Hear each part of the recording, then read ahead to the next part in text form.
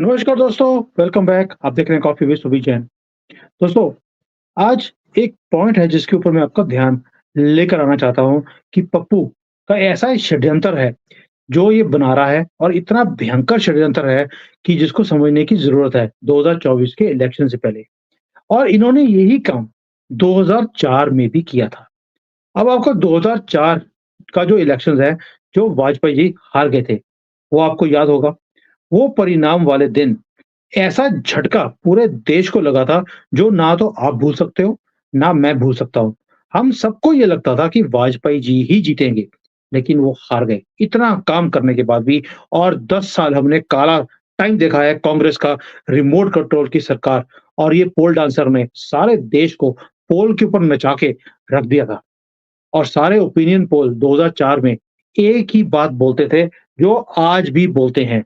सारे सर्वे, सारे राजनीति के जो पंडित हैं, वो एक ही बात बोलते थे कि वाजपेयी जी का कोई अल्टरनेटिव देश के अंदर है ही नहीं। और ये जो इसको बोलते थे TINA, TINA, there is no alternate to Vajpayee ji. और ये ऐसा फैक्टर की बात करते थे कि एक ही ये सभी ने एक ही बात बोलनी शुरू कर दी थी, वाजपेयी जी ही जीतकर निश्चित तौर पर आएँगे। अब आप इसको कंपेयर कीजिए आज के टाइम के साथ।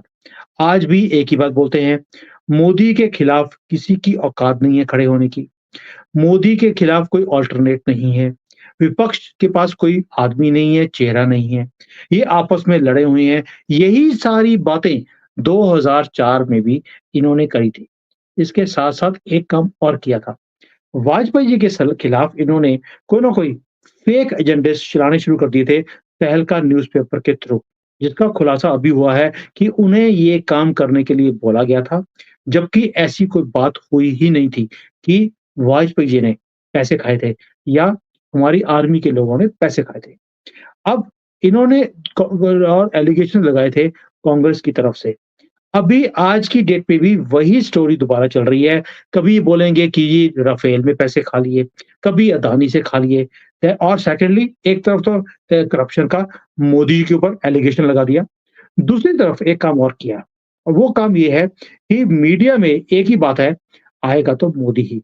ये बार-बार बोला जाता है कि अब इनको हराना मुश्किल है।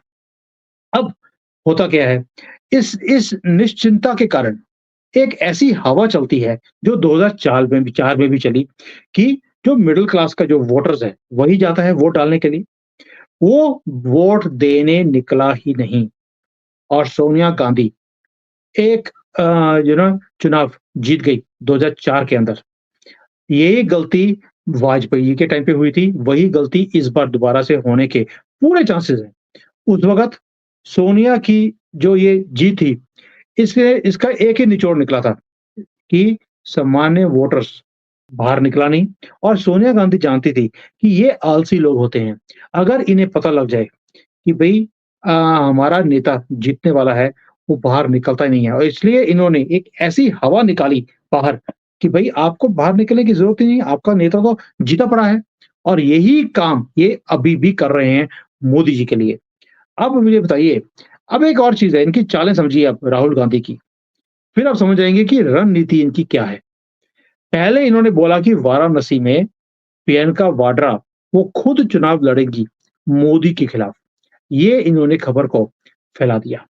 फिर जिस दिन मोदी जी का रोड शो था वाराणसी में, उससे 1 दिन पहले प्रियंका के पीछे हटने की घोषणा कांग्रेस ने कर दी, और ये दिखा दिया कि कांग्रेस मोदी से डरी हुई है, और एक ऐसा संदेश दिया वोटर्स को कि आएगा तो मोदी ही। अब ये क्या हुआ? इसके साथ-साथ इन्होंने क्या किया, जो पिछली बारी इनका जो नेता हारा था, अजय राय, उसको खड़ा कर दिया मोदी के खिलाफ, उसकी घोषणा कर दी। सपा है, बसपा है, इन्होंने भी काशी में जो मेयर के चुनाव हैं, उसमें हारे हुए उम्मीदवार को खड़ा कर दिया। आप देखते जाइए सारी इनका गेम प्लान कैसे चल रहा है। और जो मोदी विरोधी पत्रकार हैं, वो संजीव श्रीवास्तव हो, नलिनी सिंह हो, नीरजा चौधरी हो, या जो कांग्रेस के समर्थन के लोग हैं, सुमन रमन जैसे, ये अचानक एक ही बात बोल रहे हैं, मोदी की जीत तय है। और इसका इंडिकेशन उन्होंने बार-बार अपने वीडियोज़ में देना शुरू कर दिया। और जो कांग्रेस के भी वरिष्ठ नेता हैं और जो गांधी परिवार के करीबी हैं, सैम पित्रोदा, उन्होंने भी पी चिदम्बरम की फ़ेवर में बोलने वाले लोग, इन्होंने भी बोलना शुरू कर दिया कि भई प्रियंका गांधी को पीछे हटने की सलाह देनी शुरू कर दी और उसे पीछे हटने के लिए बोल दिया और साथ में स्टेटमेंट भी देनी शुरू कर दिए कि भई अ, हम पीछे हट रहे हैं और इसके लिए कोई और कॉन्स्टिट्यूएंसी चूज़ की जाएगी। यानी कि ये संदेश देने की कोशिश कर रहे हैं कि प्रियंका और कांग्रेस मोदी से डरी हुई है क्योंकि मोदी ने जीत कर आना ही है। अब सवाल ये है कि क्या ये सब कुछ अचानक अपने आप हो रहा है या फिर कोई योजना के तहत ये सारे जो चुनावी रणनीति है, उसका ये पार्ट है, ताकि जो वोटर्स है, वो खुश हो जाए और वो खुशी-खुशी में वोट देने जाए ही नहीं। क्या ये वो प्लान नहीं है जो 2004 में भी ये सफल हो गए थे और ये प्लान सोनिया गांधी का खुद का बनाया हुआ था। पप्पू के तो बस की बात नहीं है प्लान्स को बनाना, ये सोनिया की चाल थी। अब याद रखिए, जो वाजपेयी थे, वो इसलिए नहीं हारे थे कि वो पॉपुलर नहीं थे, बल्कि वो इसलिए हारे थे कि जो मिडल क्लास वोटर है, उसको जीत निश्चित दिखी और वो छुट्टियाँ मनाने चला गया और वोट देने निकला ही नहीं। और जो मोमिन थे, उन्होंने अपना नेता चुन लिया, जिसका नाम था सोनिया गांधी। और वो कहानी आपने सुनी होगी, जो हमने बचपन में सुनी है कि एक राजा ने अपने राज्य को अकाल से बचाने के लिए एक अनुष्ठान किया था।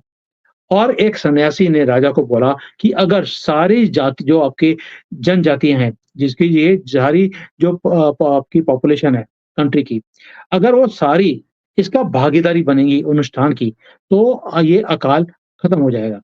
तो उन्होंने कहा कि राज्य का हर व्यक्ति अगर यदि कुएँ में से 1 लोटा दूध कुएँ में 1 लोटा दूध का डालेगा, तो यहाँ पर अकाल खत्म हो जाएगा। तो राज्य में ये मैसेज पहुँचा दिया गया। अब सब लोगों ने सोचा कि सभी वहाँ पे दूध डालेंगे, मैं 1 लोटा पानी डाल देता हूँ, तो फ़र्क क्या पड़ेगा? किसी को क्या पता लगना है? और ये चीज़ सभी ने यही सोची और अल्टीमेटली हुआ क्या? कुएँ के अंदर दूध निकला ही नहीं, सिर्फ़ पानी निकला और वो अनुष्ठान विफल हो गया था। यही सोचकर कांग्रेस यही सोच पैदा भी कर रही है और ये पैदा करना भी चाहती है कि मोदी की सरकार तो निश्चित ही आएगी। फिर यदि एक आदि आदमी वहाँ पर वोट देने नहीं भी जाएगा, तो क्या फ़र्क पड़ता है? ये लोगों के दिमाग में ऑलरेडी आना शुरू कर दिया। कई लोगों से मेरी बात हुई है, वो बोलते हैं यार आएगा तो मोदी ही, आप चिंता क्यों करते हो?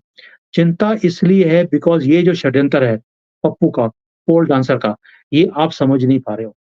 ये ऐसा भयंकर षड्यंत्र है, जिसको आपको समझना पड़ेगा और ये भी जान लें कि मोदी की सरकार तो निश्चित तभी होगी, जब हम सब अपना-अपना वोट वहाँ पर खुद देने जाएँगे, घर से निकलेंगे और अपने दोस्तों को, परिवार वालों को, पड़ोसियों को भी साथ में लेकर जाएँगे। कहीं वो भी दूध की बजाय वो पानी का लोटा लेकर ना बैठ जाएँ कि बाकी जा रहे हैं, मुझे देने की जाने की ज़रूरत क्या है?